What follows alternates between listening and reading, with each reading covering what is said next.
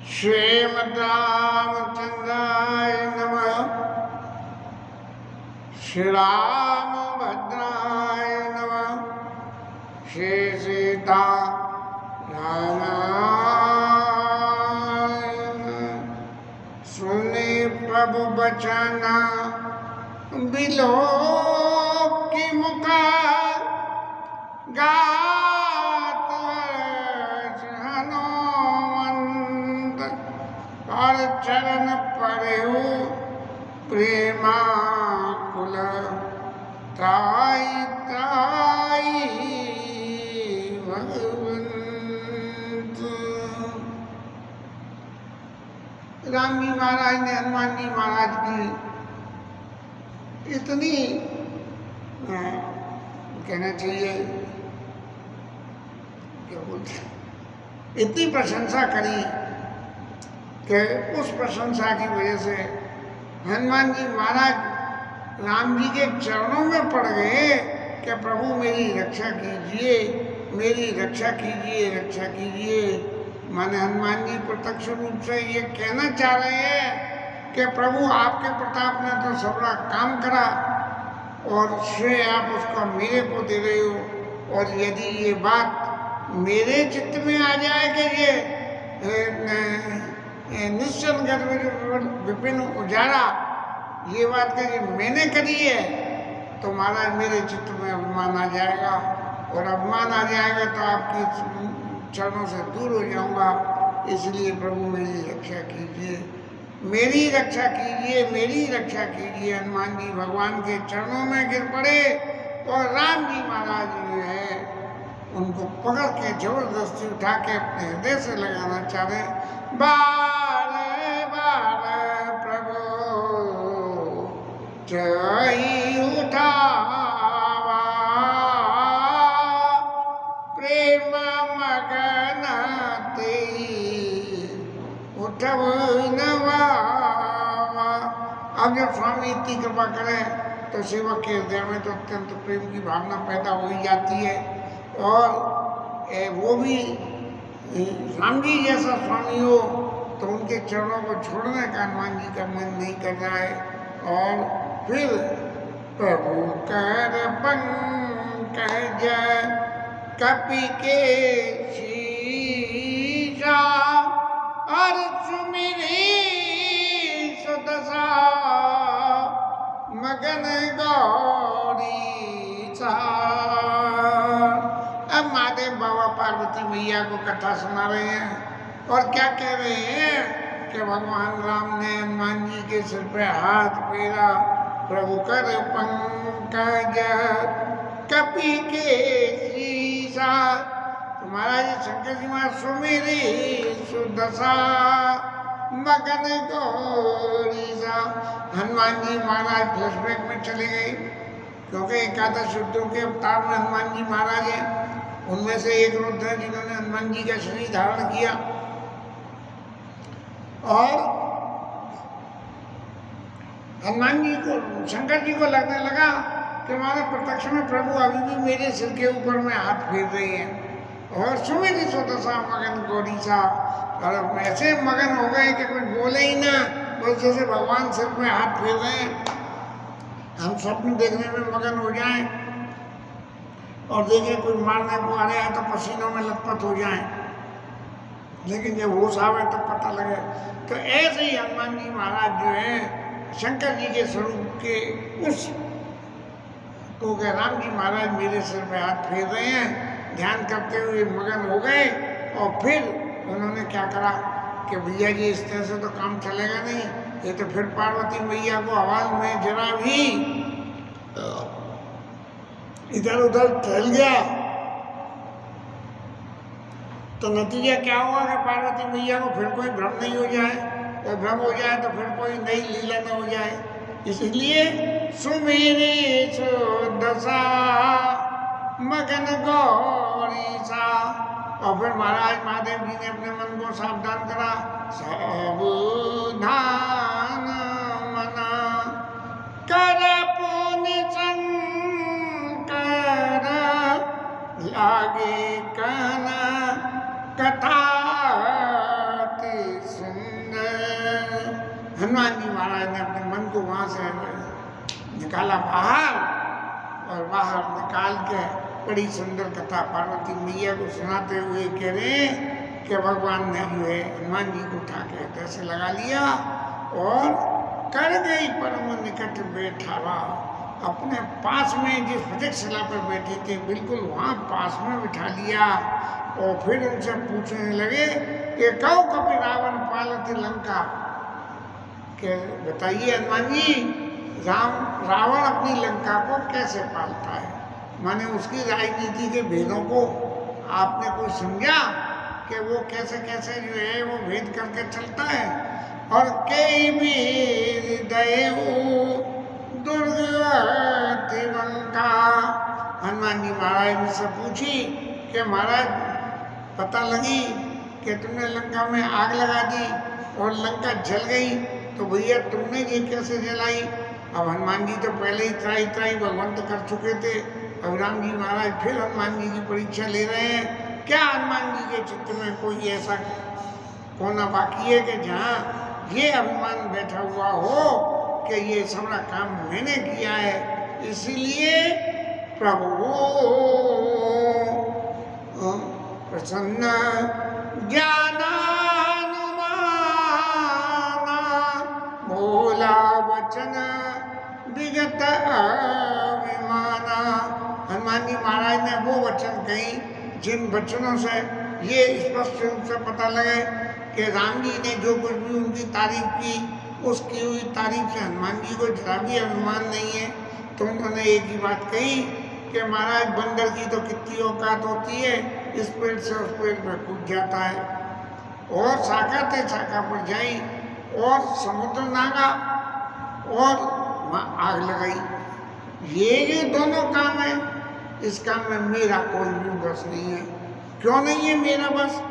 इसलिए नहीं है कि सो सर प्रताप रघुराई नाथ कछूना मोर प्रभुताई, और नाग सिंधु हाटर पर ज्यादा दक्षिण विवाड़ा सो सब प्रताप रघुराई नाथ कछूना मोर प्रभुताई। इसमें मेरी प्रभुता कुछ भी नहीं है, क्योंकि मैं जिस वक्त उड़ा था उस वक्त महाराज आपका नाम लिया, और रास्ते में जो भी मिला उन सबके सामने आपका नाम लिया, और आपके चरित्र को बखाना मैंने। और माता जी से मिला तब भी यही हुआ, राक्षसों को मारा तब भी यही हुआ, और रावण की सभा में गया वहाँ भी आपके चरित्र को बखाना। तो महाराज मैंने तो जो कुछ करा वो आपके गुणों का गान करा और कुछ नहीं करा। सो सहता कहो प्रभु कछु अगम नहीं, या पर तुम अनुकूल, और प्रभु प्रताप बड़वान लई, और जार सकई खले तूल। महाराज जो कुछ भी काम हुआ क्योंकि आपकी कथा निरंतर मेरे से जिसके भी संग मिला चलती रही, तो जो है सब आपका ही प्रताप है, और आपके प्रताप के प्रभाव से आग सबको जला देती है, लेकिन उस आग को जलाने वाला एक पतला सा तिनका होता है, वो तिनका जो है आग को प्रत्यक्ष रूप से प्रकट कर देता है। अब जब ऐसी बात हनुमान जी ने देखा कि राम जी महाराज इतने प्रसन्न हैं, तब जो है अब मेरे चित्त में फिर अभिमान की पैदा होने की कोई गुंजाइश नहीं है। तो हनुमान जी महाराज ने प्रार्थना कर दी, नाथ भगति अति सुखदायनी, और देव दया करी अनुपायनी। महाराज दया करके अपनी भक्ति अनुपायनी, आपके पायों की शरण की भक्ति, कि मैं हर वक्त आपकी शरणों में रहूं, नाथ भगति से सुखदायनी, देव दया कर अनुपायनी। और हनुमान जी महाराज की ऐसी बात सुन के राम जी महाराज प्रसन्न होकर उन्होंने ये वस्तु कह दिया, और शंकर जी महाराज को फिर दोबारा से कहनी पड़ी कि ये हनुमान जी बार बार भगवान की भक्ति और भगवान का भजन क्यों करते हैं। तो उसका कारण है पार्वती मैया कि उमा राम स्वभाव ताई भजन तजी भाव ज्ञाना। जिसने जो है भगवान राम के स्वभाव को जान लिया, उसको भजन करने के अलावा दूसरी कोई चीज अच्छी नहीं लगती। सीताराम नाम के भजन का करे। और गोस्वामी जी फिर अपना तजुर्बा लिखने लगे। यह संवाद जासुरवा, ये जो हनुमान जी और राम जी का संवाद है, जिसके हृदय में आवे रघुपति कृपा भगत सोई पावा। गोस्वामी जी कह रहे हैं मेरा मत है कि भगवान राम की कृपा से सब भगवान की भक्ति मिल गई। सुने प्रभु वचन गाय कपि वृंदा, और जय कृपाल सुख नाम मुकुंदा। ऐसे कृपा करने वाले भगवान की जय हो, जय हो, जय हो। सारे बंदर भालू देख के भगवान की जयकार करने लगे। तब राम जी महाराज ने सुग्रीव को बुलाया, जामवंत को बुलाया और पूछा कि महाराज अब हनुमान जी तो खबर ले आए, और भीतर की जो बात है हनुमान जी ने देखी होंगी वो भी सब राम जी को बताई होंगी। हालांकि मानस में इस बारे में कोई विवरण नहीं दिया गया, लेकिन राजनीति के जो गुण होने चाहिए वो हमारे राम जी महाराज में पूरे पूरे हैं। और हनुमान जी महाराज चरणों के सेवक हैं, इसलिए हनुमान जी महाराज ने सारी बातें राम जी को बताई। तब इन सब परिस्थितियों को देखते हुए बुला के अपने सेनापतियों को मान देने के लिए राम जी ने कहा कि कभी भी अब विलंब के कारण की है, तुरंत कपिन कमाए सुधी है। बोले अब चढ़ाई की तैयारी करो रावण के ऊपर, क्योंकि रावण महाराज तो इधर आ नहीं रहे, तो हमें ही उधर जाना पड़ेगा। नहीं हमें मारने कूटने को रावण महाराज इधर आते तो आसान हो जाता काम, अब हमें ही जाना पड़ेगा। इसलिए बंदरों को दो आज्ञा, क्या करो? बोले जाओ तो लंका की दीवारों पर चढ़ के उद्यम करो वहाँ, क्योंकि बंदर जब ग्रुप में उद्यम करते हैं तो अच्छे डर जाते हैं बंदर की गुड़की के आगे। इसलिए कौतुक देखी सुमन बरसी, और नभते भवन चले सूर्यषि। देवता लोग तो बड़े प्रसन्न हो गए और अपने घर को चले। बोले महाराज अब रावण के ऊपर कृपा करने राम जी ने तैयारी शुरू कर दी है। इस तरह से प्रभु पद पंकज नावई शीशा, बंदर भालू आके और राम जी के चरणों में सिर नवा रहे हैं, और सिर नवा के घर यही भालू बल की सा। इस तरह से सब बंदर अपनी अपनी सामर्थ्य के अनुसार सारे बंदर आके और हो हल्ला कर रहे हैं। बंदरों का तो काम ही है कि वो हल्ला करता, लेकिन राम जी की प्रताप से बंदरों में बहुत बल है। और जब ये प्रस्थान होना शुरू हुआ तो बड़े बड़े सुंदर सगुन हुए, और जानकी मैया को इस बात की सूचना मिल गई कि राम जी महाराज प्रस्थान कर रहे हैं। और जानकी मैया को जो जो सगुन हुए, रावण को उसके विपरीत बातें हुई, और बंदर भालू चले और चल के वहाँ से जो है समुद्र किनारे आके, जो अभी तक समुद्र से थोड़ी दूर थे, वो समुद्र किनारे आके और विराजमान हो गए। और चला कटक को बढ़ने पारा सुन घर जय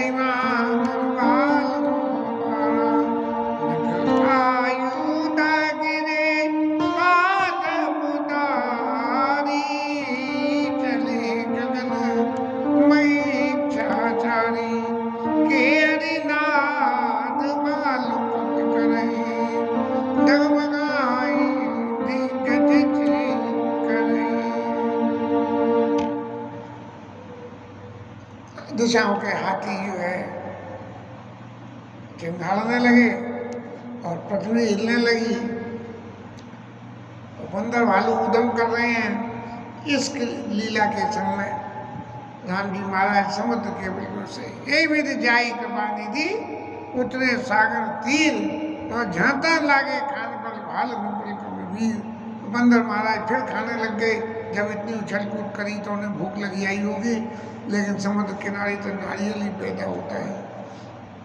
लंका का क्या हाल रहा?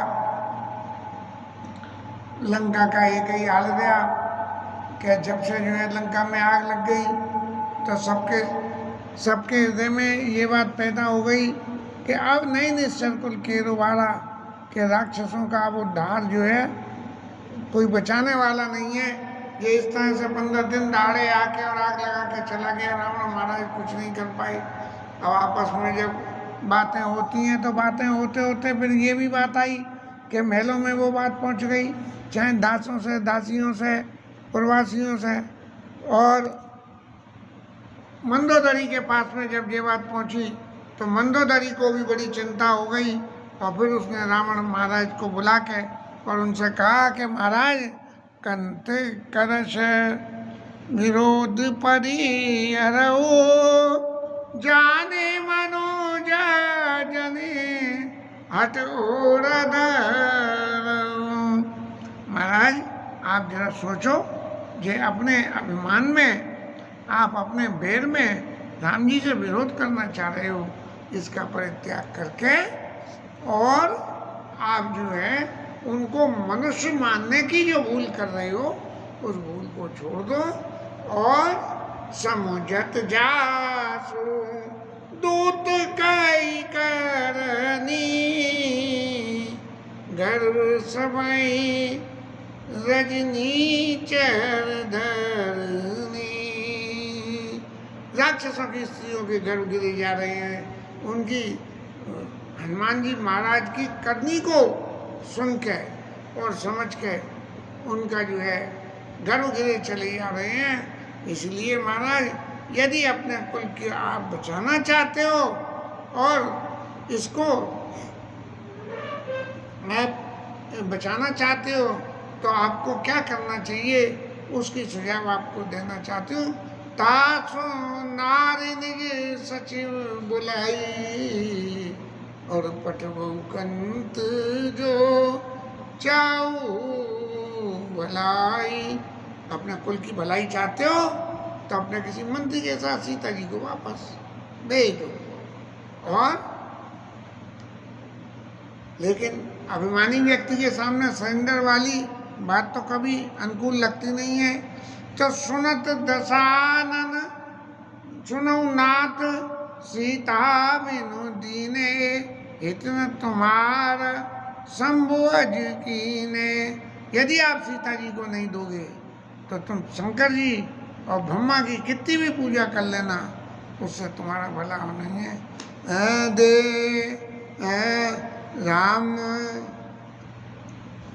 राम बाण आई गना सरिसा निकर निशाचर भे।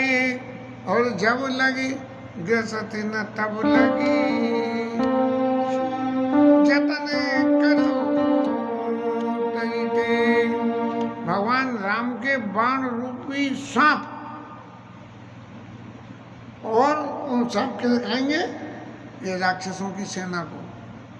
और जब तक नहीं खाएं, पहले सीता जी को दे दो, और जब तक नहीं खाएं तब तक आप जो है अगर वो खाने को आए तो बचने का आप उपाय करिए। मंदोदरी ने बहुत नीति सम्मत बात रावण महाराज के सामने रखी, लेकिन रावण महाराज के अभिमान के वशीभूत होकर उनके समझ में तो आई नहीं।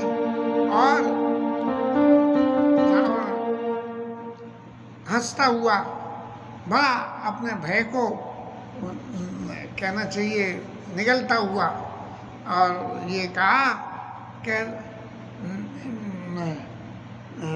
सत्य कहीं कभी नार स्वभाव और सब विधि अगम अगाध दुराऊ नहीं है तो कुछ और है।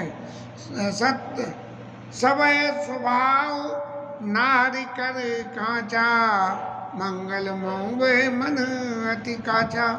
कवियों ने जो कही है कि स्त्रियों के स्वभाव में सहज ही कच्चापन होता है, जरा से बात में हिल जाती हैं, अरे मंगल की बातों में भी जो है संदेह रखती हैं। यदि बंदर भालू आएंगे तो वो जो है राक्षस हमारे उन्हें खाएंगे। और ऐसा कह के मंदोदरी को लल्लू बना के तो महाराज अपने जो है चल दिए अपनी सभा में। रावण महाराज सभा में चले और जाके जब उन्होंने देखा और खबर पाई कि महाराज सेना धीरे धीरे चलते समुद्र के किनारे आ गई, अब बस समुद्र पार करने की देरी है और समुद्र पार करते ही लंका में घुसी आवेगी। जैसे पाकिस्तान के संग में होता था कि यहाँ तक आ गई, यहाँ तक आ गई, यहाँ तक आ गई, बस वही स्थिति वहाँ हो रही है। और फिर रावण महाराज ने पूछी मंत्रियों से कि बोलो क्या करें, तो वही जो बात रावण महाराज को सिखाई थी, महाराज कहते थे वही बात कह दी कि नल कभी भाल हमारा। और राम बाण अहिजन, नहीं, सचिव वेद गुरु तीन जो प्रिय बोलई मयास, राज धर्म तन तीन कर होई बे गई नाश। अब ये तो सब रावण की जो चटकारिता कर रहे हैं। और राजनीति में तो जिंदा ही वो रहता है जो चटकारिता करता रहे। यदि सत्य बात बोलोगे तो जो रूलिंग पार्टी है उसको कभी सत्य बात कभी समझ में ही नहीं आती है। ऐसा बार बार परिस्थितियाँ रावण को समझाना चाहती हैं लेकिन वो नहीं समझता है। तो चटकार लोगों ने कह दिया कि अरे हमें क्या करना है। लेकिन गोस्वामी जी महाराज को चैन नहीं पड़ा और उन्होंने रावण को एक सलाह की बात लिख दी कि मंत्री, वैद्य और गुरु, यदि ये तीनों गुरु अपने चेला जो कह के ऐसे गुरु जी बोले हाँ तो उसका, और वैद्य मरीज कह के फलानी चीज़ खा लूँ और वैद्य जी कह दे कि हाँ खा ले, हाँ, और मंत्री राजा कह के हाँ इसको ये दंड दे दूँ और वो दंड दे दे, तो जो है इन सब परिस्थितियों में हमेशा भय की आशंका बनी रहती है कि राजा जो कर्म कर रहा है वो कर्म शुद्ध होगा और सही पार उतरेगा या नहीं उतरेगा। इसके साथ ये कथा